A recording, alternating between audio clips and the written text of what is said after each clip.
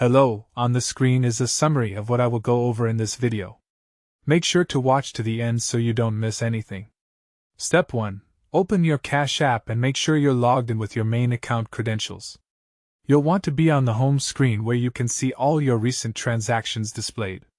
Step 2. Navigate to the menu by tapping the 3 horizontal lines in the top left corner, then scroll down until you find the Settings option. This is where all your privacy controls are located. Step 3. Inside Settings, look for the Privacy and Security section. Here you'll see various options related to your account visibility and transaction display preferences. Step 4. Find the Transaction History Visibility option and toggle it off. This prevents your complete transaction list from being visible in your activity feed and main screen. Step 5. Once you've disabled the visibility setting, your transaction history will no longer appear in your regular transaction display, giving you more privacy and control over what shows up when you open the app. Remember to save your changes before exiting the Settings menu so all modifications take effect properly.